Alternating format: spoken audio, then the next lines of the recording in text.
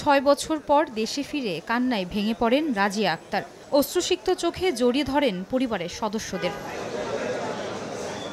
2020 সালে এক দালাল চক্রের ভালো চাকরির প্রলোভনের ফাঁদে পড়ে ভারতে যান তিনি। 2 সন্তান নিয়ে অবৈধভাবে ভারতে থাকতে শুরু করেন তারা। তার স্বামী আগে থেকেই ছিলেন ভারতে। আমার স্বামীর তখন কাজ ছিল না, তখন আমরা ইন্ডিয়া গেছিলাম দালালের মাধ্যমে। বলছিল যে ভালো কোনো কাজ দেবে, তারপরে তারা কোনো ভালো কাজ দেয়নি।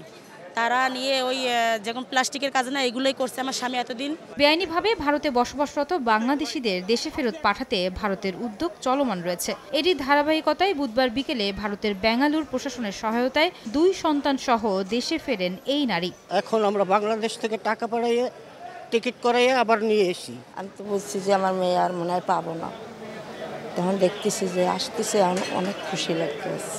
যে কোনো পরিবারের মানুষগুলো যেন বাংলাদেশের বাইরে কোথাও যেতে গেলে অন্তত পরিবার, প্রশাসন এবং স্থানীয় ভাবে খোঁজ খবর নিয়ে যেন পরিবারের সদস্যকে দেশে বিদেশে পাঠানো হয়। আগামীতেও ভারতে বসবাসরত অবৈধ বাংলাদেশিদের ফেরত আনতে কাজ করছে পাচারের শিকার মানব উদ্ধার ও শিশু সুরক্ষা সংস্থা।